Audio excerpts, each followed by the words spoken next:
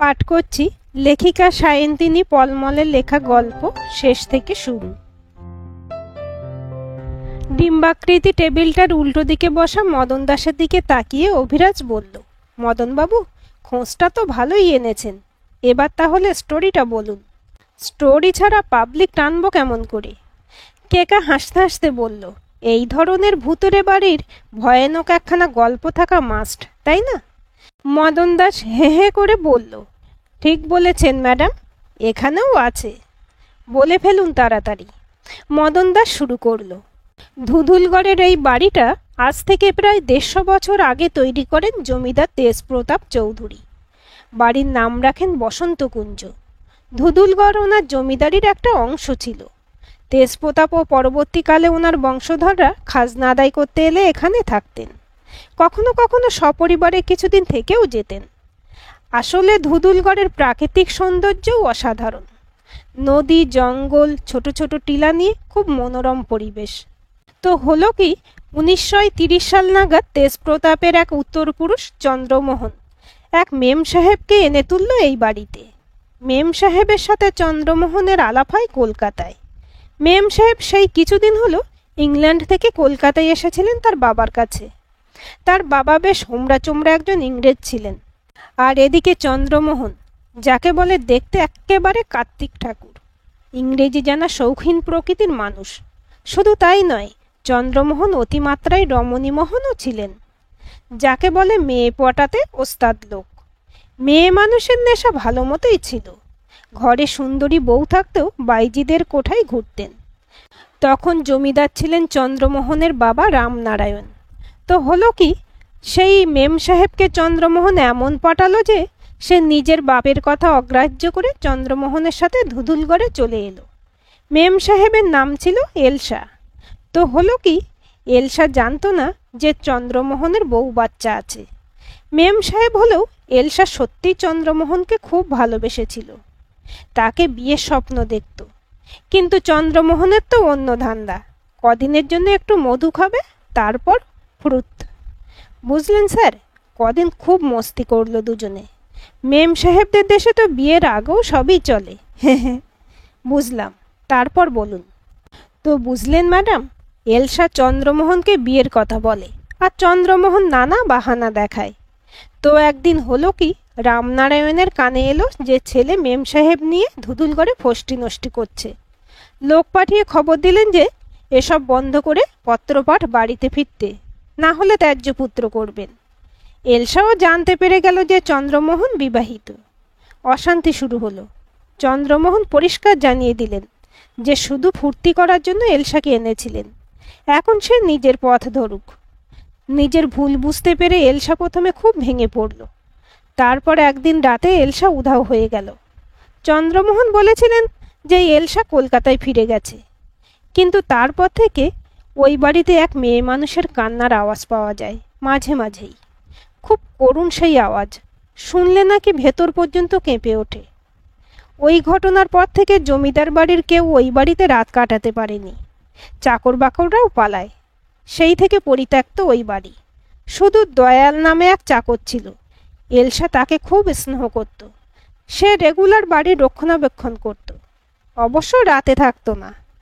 সবাই শুনলেও দয়াল কোনোদিন সেই কান্নার আওয়াজ পেত না। মাঝে মাঝেই নাকি এক অপার্থিব কান্নার আওয়াজে সারা বাড়ি কেঁপে ওঠে। এখন যে কেয়ারটেকার, সে ওই দয়ালের বংশধর, নাম নিতাই। Nice story. হাসতে হাসতে বলল কেকা। আপনি অর্ক চৌধুরীর সাথে কথা বলেছেন? প্রশ্ন করে অভিরাজ। হ্যাঁ স্যার, এরকম একটা লস্ট প্রপার্টি কেউ কিনতে চাইছে শুনে উনি তো এক পায়ে খাঁড়া। ওকে, ওনার ফোন নাম্বারটা দিন। মসৃণ পিচের রাস্তায় ছুটে চলেছে নতুন কেনা অডিটা। অভিরাজ নিজে ড্রাইভ করছে। পাশে বসে কেকা গুনগুন করে একটা গানের কলি গাইছে। এই প্ল্যানটা সাকসেসফুল হলে দারুণ হবে বলো। প্ল্যানটা কার দেখতে হবে তো।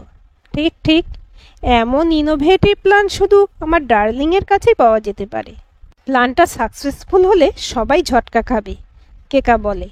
বাস্তবিকই অভিরাজ যখন পারিবারিক ব্যবসার সাথে সাথে নতুন কিছু করার চিন্তা ভাবনা করছিল, তখন কেকাই এই ঘোষ ট্রাভেলিংয়ের আইডিয়াটা দেয়। বিদেশে তো বহু জায়গায় এটা আছে। অভি আর কেকা কারুরই ভূতের ভয় নেই, তাই এরকম একটা বিজনেস প্ল্যান করেছে ওরা। একটা মোটামুটি মার্কেট সার্ভে করে ওরা দেখেছে বহু মানুষই ভৌতিক অভিজ্ঞতার আস্বাদ নিতে আগ্রহী। অ্যাডভেঞ্চার প্রিয় অনেক লোকজন আছেন যারা জীবনে অন্তত একবার ভুতুড়ে পরিবেশে থ্রিল উপভোগ করতে চান। বাড়িটা যদি পছন্দ হয়ে যায়, ওরা এটাকে একটা হোটেলে রূপান্তরিত করবে, যেখানে সত্যিকারের ভূতের দেখা পাওয়ার আশায় লোক ছুটে আসবে।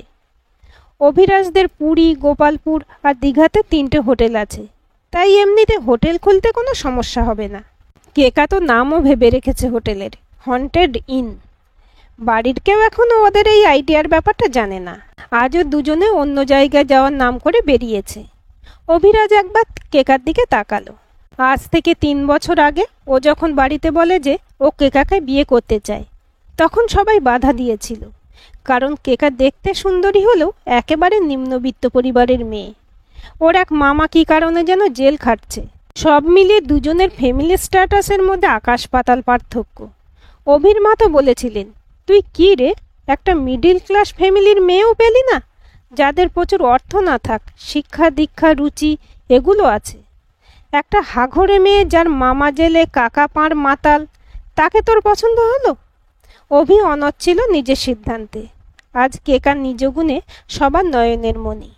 মা ওকে চোখে হারান, আর বাবা নিজে হাতে ধরে ওকে ব্যবসায় এনেছেন। এই জানো, রবি ফোন করেছিল, ওর প্রমোশন হয়েছে। বাহ, গুড নিউজ, কিন্তু ব্যাটাকে বিয়ের নাম করলেই পালায়। এবার ওর বিয়েটা তো দিতেই হবে। রবি ওদের কলেজ লাইফের বন্ধু। ওদের 3 জনের একটা গ্রুপ ছিল। বাড়িটার দিকে তাকিয়ে অভিরাজের মুখ দিয়ে একটাই কথা বেরিয়ে এলো, ওয়াও, ওয়ান্ডারফুল। সত্যি, পেছনের জঙ্গল আর দূরে লাল রঙের টিলার পটভূমিতে গথিক স্টাইলের তৈরি এই দোতলা বাড়িটা যেন একটা ফ্রেমে বাঁধানো ছবি। বাড়িটার ইতিউতি তার প্রাচীনতার চিহ্ন উঁকি দিচ্ছে। বাগানে একটা ভাঙা নারী মূর্তি দেখে কেকা উচ্ছ্বসিতভাবে বলে উঠল, এই দেখো, এখানে একটা ফোয়ারা বসালে দারুণ হবে। অভিরাজ বলল, তুমি যে এখনই প্ল্যানিং স্টার্ট করে দিলে। আগে ভেতরে ঢুকে দেখি বাড়িটার কি কন্ডিশন, এটাকে হোটেলে কনভার্ট করা যাবে কিনা। কেননা বাড়িটাকে বেশি ভাঙাভাঙি করলে লোকের ইন্টারেস্ট কমে যাবে। স্যার, ভেতরে আসুন। মদন দাস হাঁক দেয়। স্যার, এ হলো নিতাই, এখানকার কেয়ারটেকার। নমস্কার স্যার। চৌধুরী স্যার আমাকে জানিয়েছেন আপনাদের আসার কথা। আপনারা নাকি এই বাড়িটা কিনে ভূতের হোটেল বানাবেন? সন্দিগ্ধ স্বরে জানতে চাই নিতাই। ঠিকই শুনেছ, তবে তোমার চিন্তা নেই, হোটেল হলেও তোমার চাকরি একটা থাকবেই। তোমরা তো ভূতের আশীর্বাদ ধন্য বলে শুনেছি। অভিরাজ হাসতে হাসতে বলে, আসলে স্যার, এলসা মেম সাহেব আমার দাদুকে ভাইয়ের মতো স্নেহ করতেন। দাদুর বয়সে ওনার এক ভাই ছিল নাকি, দাদুও ওনাকে খুব মানত। মেম সাহেব হলেও খুব মমতাময়ী ছিলেন। যে রাতে উনি উধাও হন, দাদু সে রাতে এখানে ছিল না, বাড়ি গিয়েছিল। মরার দিন পর্যন্ত দাদু আফসোস করত যে সেদিন যদি থাকতো, হয়তো মেম সাহেবকে রক্ষা করতে পারত। আচ্ছা নিতাই, তুমি কোনো দিন শুনতে পাওনি ভূতের কান্না? না স্যার, একবার অর্ক স্যারের এক বন্ধু জিদ ধরে রাতে এখানে ছিলেন, তো বাধ্য হয়ে আমাকেও থাকতে হলো। একলা কি করে ছেড়ে দিই? রাত 12টার পর থেকে উনি এমন কান্নার আওয়াজ শুনতে থাকলেন যে অজ্ঞান হওয়ার জোগাড়। কিন্তু আমি কিচ্ছু বুঝতে পারিনি। শেষে অত রাতেই তাকে বের করে নিয়ে আমার বাড়িতে রাখি। ইন্টারেস্টিং, কেকা বলে উঠল। ছাদে উঠে ওরা তো মুগ্ধ হয়ে গেল। শেষ বিকেলের আলোয় চারদিকটা অদ্ভুত মোহময় হয়ে উঠেছে। ভূতের সাথে নিসর্গ ফ্রি, এটাই হবে আমাদের গ্যাস লাইন। অভিরাজের কথায় কেকা হেসে ওঠে। বাড়িটা ওদের পছন্দ হয়ে গেছে। ওপর নিচে অনেক রুম, প্রতিটা রুমে পুরনো দিনের আসবাবপত্র আছে, যেগুলো বাড়িটার ভুতুড়ে পরিবেশ বজায় রাখতে ওদের সাহায্য করবে। সর্বোপরি বাড়িটার কন্ডিশন ঠিকঠাক আছে বলেই মনে হচ্ছে ওদের। অন্ধকার হয়ে আসছে স্যার, এবার ফেরা যাক। না মদনবাবু, এখন তো আমরা যাব না। কি বলছো কেকা? কেকার কথা বুঝতে পারে না অভিরাজ। এখন 6টা বাজে, আমরা এখানে 8টা পর্যন্ত থাকবো, শুধু তুমি আর আমি। মদনবাবু আর নিতাইবাবু চলে যাবেন, 8টার সময় ফিরে আসবেন, তারপর আমরা চলে যাব। 8টায় বেরোলেও বাড়ি ফিরতে কোনো অসুবিধা হবে না, 10টার মধ্যেই পৌঁছে যাব। আমি ভূতের কান্না শুনতে পাই নাকি দেখব। বাড়ি পৌঁছানোটা কোনো ব্যাপার নয়, কিন্তু তোমাকে নিয়ে একা এখানে ব্যাপারটা রিস্কি হয়ে যাবে। ভূতের ভয় পাচ্ছ? এই, আমি ভূতে ভয় পাই না, ভালো করেই জানো। আমার ভয় মানুষকে নিয়ে, চিন্তিত মুখে বলে অভিরাজ। মানুষের ভয় নেই স্যার, ভূতের ভয়ে মানুষ এ বাড়ির ছায়া মাড়ায় না। কিন্তু আপনাদের একা থাকাটা বোধহয় ঠিক হবে না। আমরাও না হয় থাকি 8টা পর্যন্ত, নিতাই বলে। একদম না, শুধু আমি আর অভি থাকবো। প্লিজ অভি, আদুরে গলায় বলে কেকা। কেকার আবদার ফেলার সাধ্য অভির কোনোদিনই নেই। নিতাই তার বাড়ি চলে গেল আর মদন বাইক নিয়ে চা খেতে চলে গেল। নিচের বিশাল হলঘরটায় দুটো কাঠের গদি আঁটা চেয়ারে বসে আছে ওরা। অন্ধকার নেমে গেছে। গোল টেবিলটার উপর শুধু একটা মোমবাতি জ্বলছে। কেকাই সাথে এনেছিল। এই, আমার না দারুণ রোমান্টিক লাগছে। এরকম একটা বাড়িতে শুধু তুমি আর আমি। কেকার উচ্ছ্বসিত গলা, কিন্তু অভিরাজ কেমন যেন চুপচাপ হয়ে গেছে। অস্বস্তি হচ্ছে ওর। কানের কাছে কে যেন খুব ফিসফিস করে বলছে, go back, don't stay here, please go back. Gate up Abhiraj, get up. খুব মিহি একটা আওয়াজ অভিরাজের কানে ঢুকছে। খুব আস্তে আস্তে চোখ মেলে তাকালো সে। মাথার উপর তারায় ভরা আকাশ, চারপাশে নিকশ কালো অন্ধকার। ঘোরটা একটু কাটতে অভিরাজ বুঝতে পারল সে খোলা আকাশের নিচে শুয়ে আছে। কিন্তু সে এখানে এলো কি করে? কেকা কোথায়? কেকা, কেকা নামটা মাথায় আসতেই ঘোর কেটে গিয়ে মনের পর্দায় সমস্ত ঘটনা ছবির মতো ভেসে উঠল অভিরাজের। মদন আর নিতাই চলে যাবার পর কেকা হঠাৎ করে খুব রোমান্টিক হয়ে পড়ে, কিন্তু একটা ফিসফিসানি স্বর অভিরাজকে অন্যমনস্ক করে দিচ্ছিল। এমন সময় কেকা ছেলে মানুষের মতো তাকে পেছন থেকে জড়িয়ে ধরে, তার চোখ দুটো চেপে ধরে। অভিরাজও সব ভুলে কেকাকে জড়িয়ে ধরতে যায়, কিন্তু পরবর্তী মুহূর্তেই যেটা ঘটল সেটা দুঃস্বপ্নেও কোনোদিন ভাবিনি অভিরাজ। কে যেন ওর হাত দুটোকে পিছমোড়া করে ধরল। কয়েক সেকেন্ডের মধ্যে পিছনে হাত বাঁধা অবস্থায় অভিরাজকে চেয়ারটার মধ্যে ফেলে দেওয়া হলো। অবাক চোখে অভিরাজ দেখল ওর হাত বাঁধার কাজটা করছে মদন দাস, আর ওর সামনে উদ্যত রিভলভার হাতে দাঁড়িয়ে আছে রবি, ওর অত্যন্ত প্রিয় বন্ধু রবি। এসব কি রবি? আমাকে বাঁধলি কেন? তুই এখানে এলি বা কি করে? এক নিঃশ্বাসে বলে ওঠে অভিরাজ। একসঙ্গে এত প্রশ্ন করিস না, হাঁপিয়ে যাবি। অবশ্য আর কতক্ষণই বা কথা বলার সময় পাবি, তারপর তো চিরদিনের মতো চুপ হয়ে যাবি, টেনে টেনে বলে রবি। কি যা তা বলছিস?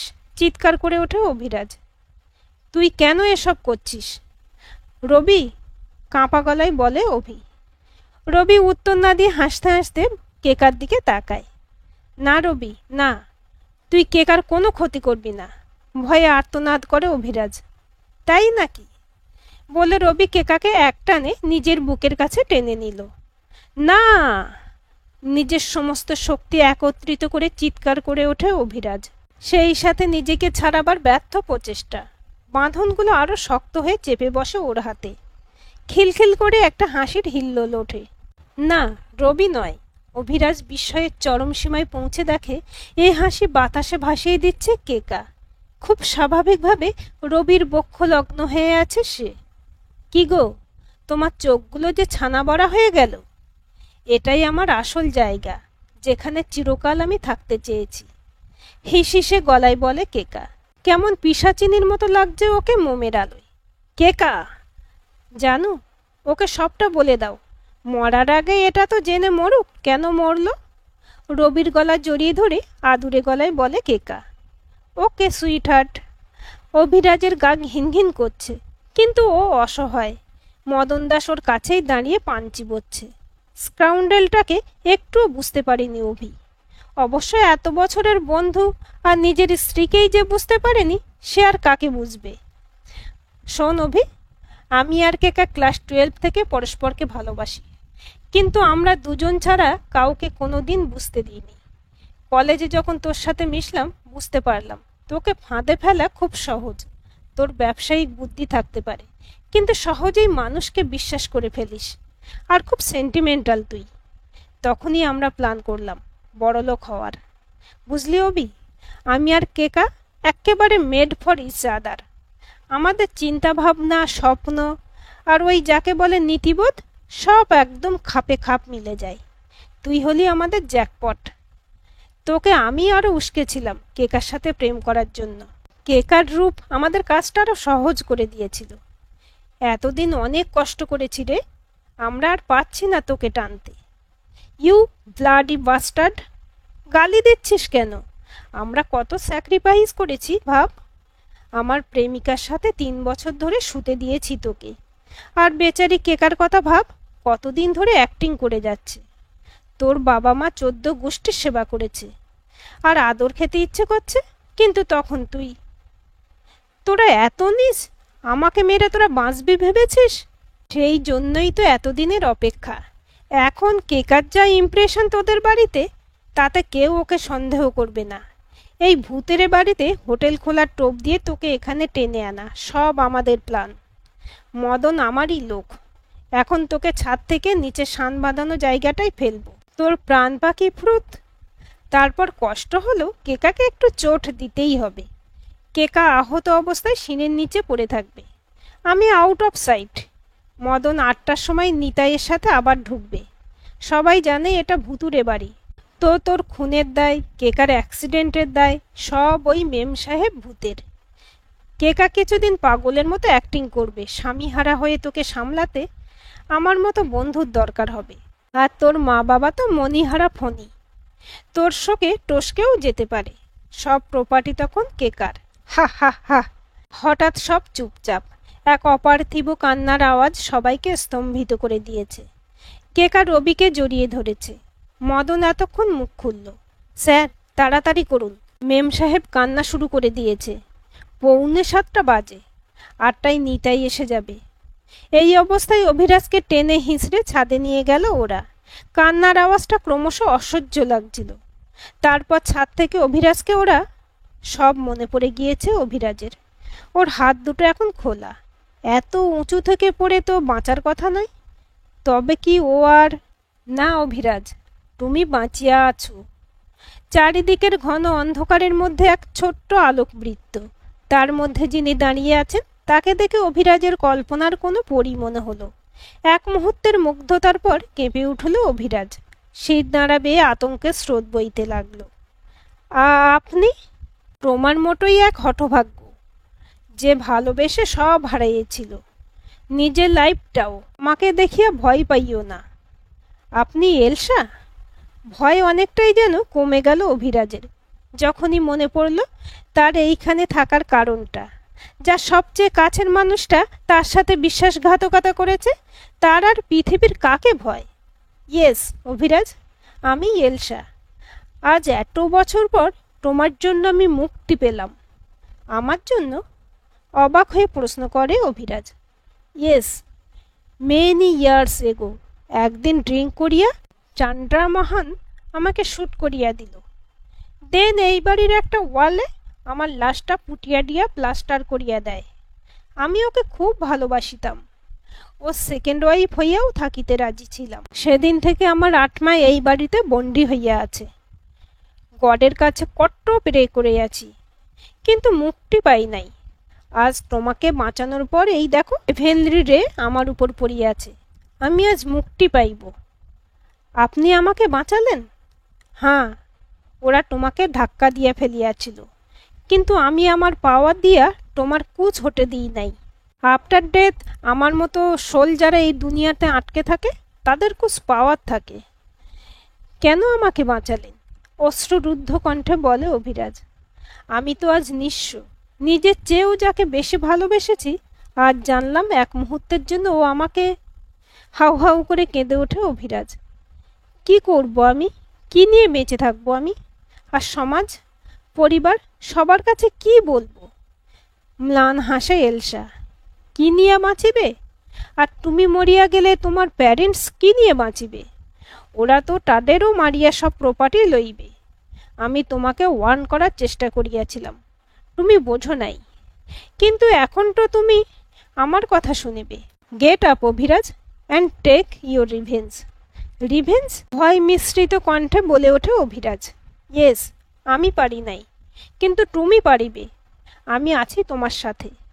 তোমার রিভেঞ্জ কমপ্লিট হইলে আমি শান্তি পাইব। চলো আমার সাথে। মুহূর্তের মধ্যে অভিরাজ নিজেকে সেই হল ঘরে জানালার বাইরে আবিষ্কার করে। ভেতরে তখন ফাঁদে পড়া বাঘের মতো গর্জন করছে শয়তানগুলো। রবি, কিছু করো, একটু পরেই নিতাই চলে আসবে। অভির হাত বাঁধা দেখলেই সব বুঝতে পেরে যাবে। কি করব আমি? বাইরে যাবার প্রতিটা দরজা এভাবে আটকালো কে? তখন থেকে চেষ্টা করছি, একটাও খুলছে না। চিৎকার করে বলে রবি। স্যার, এটা মনে হয় মেম সাহেব ভূতের কাজ। দেখছেন না, কান্নাটাও বন্ধ করে দিয়েছে, কাঁপা গলায় বলে মদন দাস। শালা হারামির বাচ্চা, তুই বলেছিলি কান্নাকাটি ছাড়া মেম সাহেব আর কিচ্ছুটি করে না। মদনের কলার ঝাঁকিয়ে বলে রবি। Cash cash. রবি দরজা খুলছে। কেকা চিৎকার করে ওঠে, কিন্তু পর মুহূর্তেই তার মুখখানা আতঙ্কে সাদা হয়ে যায়। অভি, তুমি বেঁচে আছো? কি ভেবেছিলে মরে গেছি? তোমাদের রাস্তা সাফ, না মরলে এবার মরবি। মরিয়া হয়ে উঠে রবি পিস্তল বার করে। আঁক করে একটা শব্দ হলো। মদন দাস চোখ উল্টে ভিড়মি খেল। অভিরাজের পাশে এলসা। এ কে? কেকা কাঁপছে। আমি অভিরাজের ফ্রেন্ড এলসা, বুঝলে? হা হা হা হা। এক পৈশাচিক হাসিতে গম গম করে ওঠে সারা হলঘর। অভিরাজের সমস্ত বুক কেঁপে ওঠে। কেকা প্রাণপণে রবিকে জড়িয়ে ধরেছে। পানিশমেন্টের জন্য রেডি হও তোমরা। অভি, আই এম সরি, প্লিজ ছেড়ে দাও আমাদের। তুমি তো আমায় খুব ভালোবাসো, বলো? কেকার নির্লজ্জতা নির্বাক করে দিল অভিরাজকে। উত্তর দেবার রুচি হলো না ওর। অভিযানে ও কোনোদিন নিজের হাতে কেকার কোনো ক্ষতি করতে পারবে না। এলসা ওদের নিয়ে যা খুশি করুক। ওর হয়ে প্রতিশোধ নিয়ে যদি মেয়েটার বুকের জ্বালা জুড়োয়, তা জুড়ুক। ক্রমশ এলসার রূপ বদলাচ্ছে। ওর সেই বারবি পুতুলের মতো চেহারার বদলে একটা কঙ্কাল দাঁড়িয়ে আছে। আতঙ্কে কেকার রবির চোখ ঠেলে বেরিয়ে আসছে। তার মধ্যে রবি বলার চেষ্টা করে, অভি, আমরা মরলে তুই পার পাবি না। ভূতের গল্প কেউ বিশ্বাস করবে না, তোর জেল হবে। ওকে আটকা তুই। পরতে পরতে মিথ্যে জড়ানো অতীত অভিরাজের ভবিষ্যৎ চিন্তাকে স্তব্ধ করে দিয়েছে। ও শুধু নির্নিমেষ পলকে কেকাকে দেখছে। কেকার চোখে ফুটে ওঠা মৃত্যু ভয়কে উপলব্ধি করার চেষ্টা করছে। এলসার রক্ত মাংস শূন্য হাতটা লম্বা হয়ে গিয়ে রবির মাথাটা ধর থেকে এক নিমেষে ছিঁড়ে নিল। সারা ঘরে রক্তের স্রোতের মধ্যে রবির মাথাটা গড়াগড়ি খাচ্ছে। এর চেয়েও অনেক বেশি পেন তুমি অভিরাজকে দিয়াছ কেকা। নিজের চোখে নিজের বয়ফ্রেন্ডের মৃত্যু দেখো। সত্যিই তো, হৃদয় বিদীর্ণ হলে যে রুধির ধারা বয়ে যায় তা দেখা যায় না, কিন্তু তার স্রোত সারা জীবনেও শুকোয় না। কি ঘটে গেল সেটা অনুধাবন করতে কেকার কয়েক মুহূর্ত লাগলো। তারপর রবি বলে চিৎকার করে জ্ঞান হারালো। পায়ের তলার মাটি কাঁপতে লাগলো অভিরাজের। ঘন অন্ধকারের মধ্যে একটা নীল আলো, তার মধ্যে দাঁড়িয়ে হাসছে এলসা। স্বর্গীয় সুষমা মণ্ডিত সে হাসি।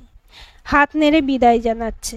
গুড বাই অভিরাজ, ফিসফিস করে কানের মধ্যে বলছে কেউ। স্যার, পেশেন্টের জ্ঞান ফিরেছে। ধীরে ধীরে চোখ খুলল অভিরাজ। মিস্টার সেন, কেমন লাগছে এখন? ঠিক আছি।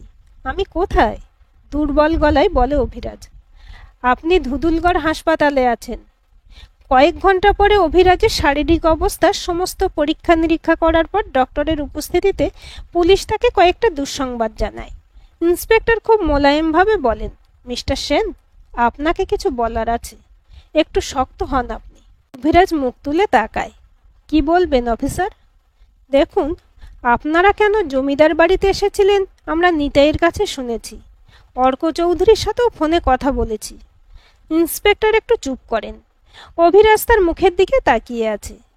কাল রাত 8টা নাগাদ নিতাই যখন আপনাদের কাছে যাচ্ছিল, তখনই জমিদার বাড়ি আর তার আশপাশের মাটি কেঁপে ওঠে। এরকম ধরনের ছোট্ট ভূমিকম্পের কথা আমরা কখনো শুনিনি ঠিকই, কিন্তু কাল তাতেই বসন্তকুঞ্জ ভেঙে ধূলিসাৎ হয়ে যায়। নিতাই লোকজন নিয়ে গিয়ে আপনাদেরকে উদ্ধার করে আনে। যদিও আপনার চোট সামান্যই, কিন্তু আপনি কাল সারা রাত অচৈতন্য ছিলেন। কেকা কোথায়? এতক্ষণে প্রশ্ন করে Abhiraj. I am sorry mister Sen, আপনার স্ত্রী আর মদন দাসকে জীবিত অবস্থায় উদ্ধার করা সম্ভব হয়নি। ওরা ধ্বংসস্তূপের তলায় একদম চাপা পড়ে গিয়েছিল। একটা কথা, আর একজনের লাশ পাওয়া গেছে। তার তো মাথা ধর আলাদা হয়ে গেছে। নিতাই তাকে আইডেন্টিফাই করতে পারেনি। আমার বেস্ট ফ্রেন্ড রবি। থেমে থেমে বলে অভিরাজ। তার দু চোখ বেয়ে নামছে জলের ধারা, বুকটা মুচড়ে যাচ্ছে। ডুকরে কেঁদে ওঠে সে। মিস্টার সেন, নিজেকে সামলান। আমি বুঝতে পারছি আপনার কষ্টটা। আপনার বাড়িতে খবর পাঠানো হয়েছে। আমি কেন বাঁচলাম অফিসার? সমস্ত পৃথিবীটা শূন্য মনে হচ্ছে অভিরাজের। নিজের সত্যিকারের যন্ত্রণার কথাটা কাউকে তো মুখ ফুটে বলতেও পারবে না সে। হঠাৎ নিজের পকেটে কিসের একটা অস্তিত্ব অনুভব করে অভিরাজ।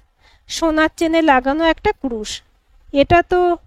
ক্রুশটা হাতে চেপে অভিরাজ মনে মনে বলে, আমি বাঁচবো বন্ধু। তোমার দান করা এই জীবন আমি দুজন প্রতারক মানুষের কথা ভেবে নষ্ট করব না।